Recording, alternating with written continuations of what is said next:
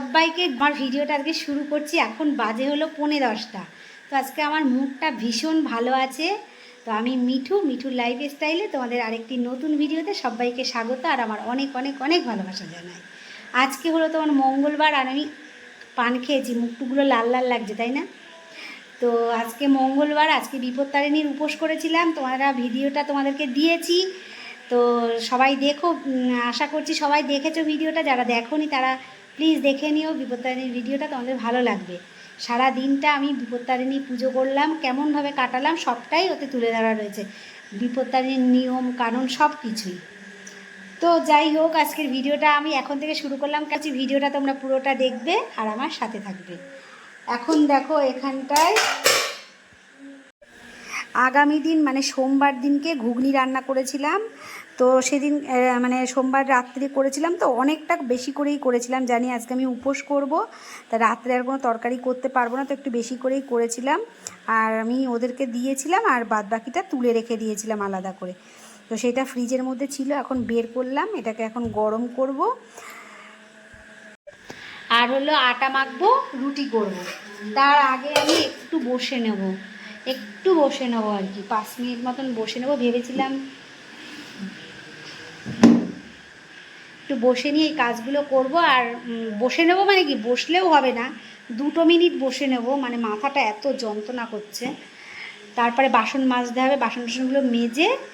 আর এখানে যে ওরা দুপুরবেলা খেয়েছে ভাত তরকারি কি না আছে ওগুলো দেখিনি, ওগুলো দেখব।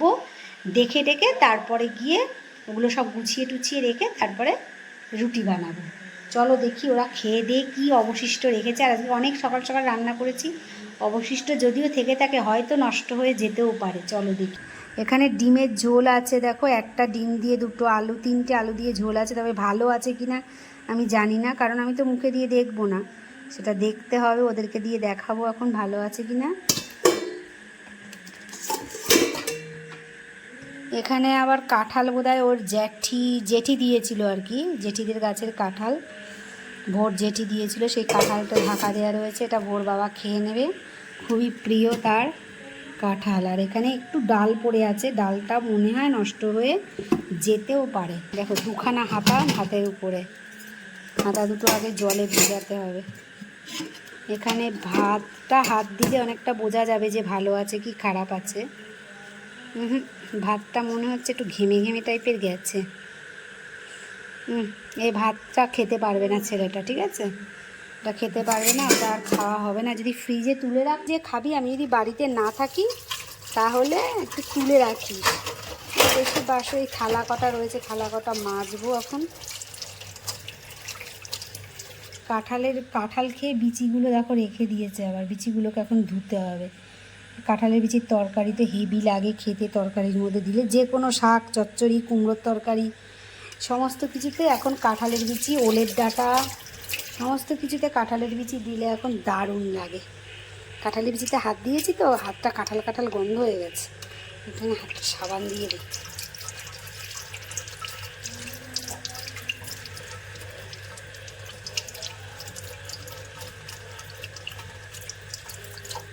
কাঁঠালের খেতে আমার মোটামুটি খারাপ লাগে না, কিন্তু গন্ধটা একদমই ভালো লাগে না। চলো এবার তাড়াতাড়ি করে কাজকর্মটা সেরে নিই।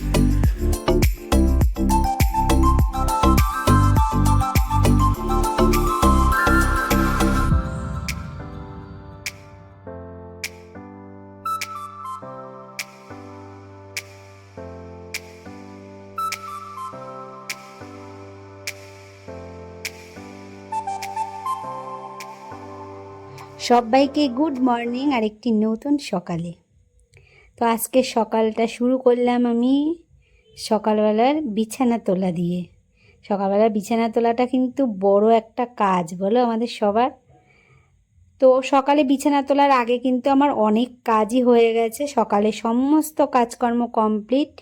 তো বিছানাটা তোমরা ভাবতেই পারো যে আমি পরে তুলছি কেন, কারণ কি সকালে অনেকগুলো জরুরি কাজ থাকে, সেগুলো আমাকে আগে না করলে হয় না, কারণ সবাই খেয়ে দিয়ে বেরোনোর থাকে। তো ওই জন্যে আমাকে তাড়াতাড়ি করে সকালবেলা আগেই রান্নাঘরে যেতে হয়। তো সেই জন্যে বেশিরভাগ দিনই আমি ঘুম থেকে ওঠার সঙ্গে সঙ্গেই বিছানাটা তুলে উঠি, যেদিনকে হয় না সেদিনকে একটু বেলা হয়ে যায়। তো ওরা সব বেরিয়ে টেরিয়ে গেলে তারপরে গিয়ে বিছানাটা তুলি। আর ঘরের বিছানাটা যদি ফিটফাট না থাকে একদম কিন্তু আমাদের কারুরই ভালো লাগে না, বলো?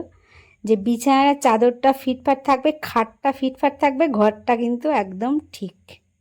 তো আমি তেমনভাবে গুছিয়ে রাখতে পারি না, আমার অনেক বন্ধুরা দেখেছি খুব সুন্দরভাবে গুছিয়ে রাখে, আমি অবশ্য তেমনভাবে গুছিয়ে রাখতে পারি না। চলে এসেছি রান্নাঘরে দুপুরে রান্না করতে। তো রান্না করতে করতে অনেকটাই বেলা হয়ে এসছে, দেখো আমি একবারে কোমর বেঁধে লেগে পড়েছি রান্না করতে। আর আজকে রান্না করছি কি তোমাদেরকে দেখাবো, পরে দেখাবো কী রান্না করছি। দেখো এদিকে রান্না করছি, এদিকে তরকারি কাটছি।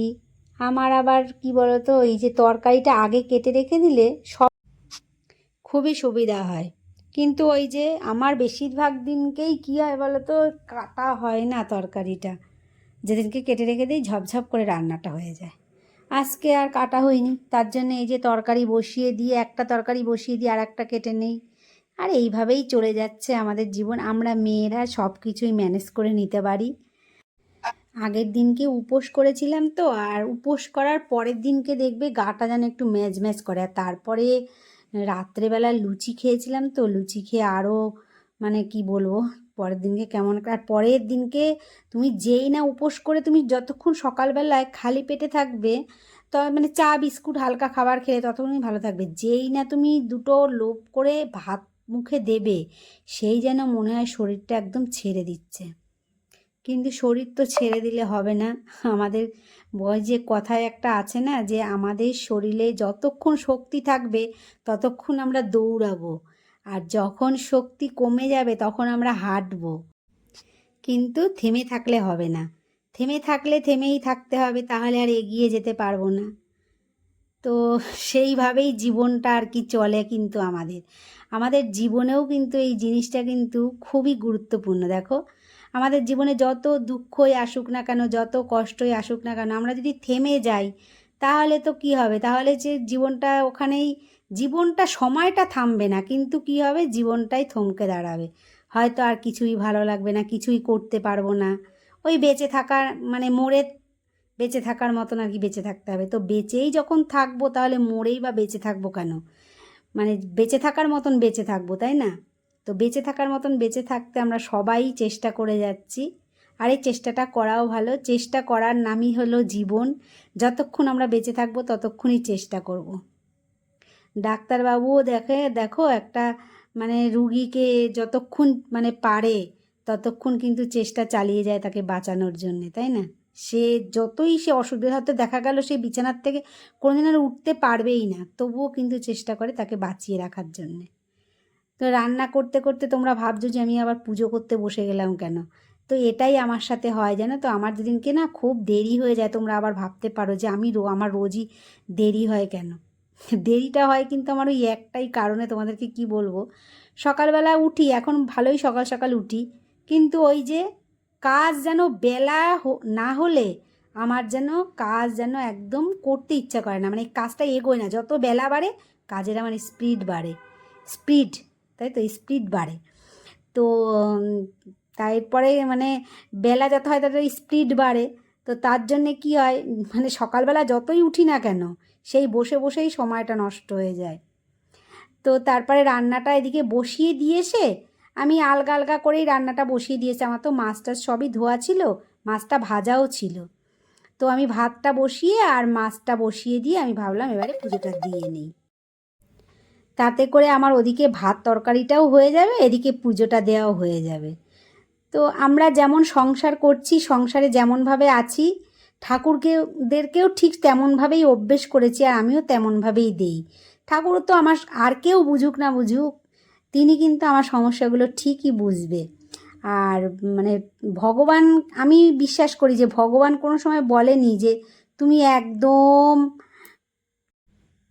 মানে একেবারে নিষ্ঠা ভরে আমাকে দাও। তো আমি মনে করি আমি যেমনভাবে আমার সংসার দেখব তেমনভাবেই ঠাকুরদেরকেও মনে করব। তো সেইভাবেই আমি করি।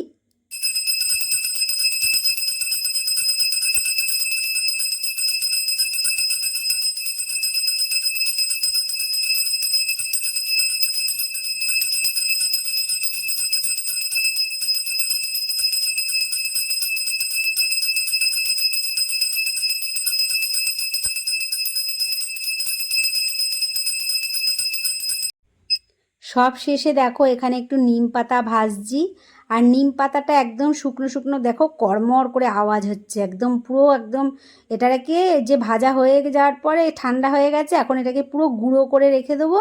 আর ওর মধ্যে বেগুনও দিতে পারতাম, কিন্তু একটা এত উপকারী জিনিস আর বেগুন দিয়ে ওটাকে আর গুণটা নষ্ট করলাম না, যার নাম বেগুন নেই কোনো গুণ। তো দুপুরে রান্নাটা তোমাদের সাথে দেখিয়ে দেই। ভাত করেছি, ভাতের মধ্যে কাঁকরোল উচ্ছে পেঁপে ভাতে দিয়েছি। এখানে আমাদের গাছের কাঁঠাল দেখো ভেঙে রেখে দিয়েছি, কোষগুলো দেখে কেমন লাগছে, খুব সুস্বাদু কাঁঠাল। আর এখানে কাঁকরোল দিয়ে পেঁয়াজ ভেজেছি, আর এখানে করেছি আলু পটলের তরকারি, একটা পাতলা পাতলা করে রসা রসা করে করেছি, একদম সুন্দর করে ঘি গরম মশলা দিয়ে। তো রঙটা দেখে আমি শুকনো লঙ্কা দিইনি, কাঁচা লঙ্কা দিয়ে করেছি। আর এখানে ট্যাংরা মাছের ঝোল করেছি, একটু আলু দিয়েছি, একটু বেগুন দিয়েছি। তো চলো আজকের ভিডিওটা এই পর্যন্তই, টাটা।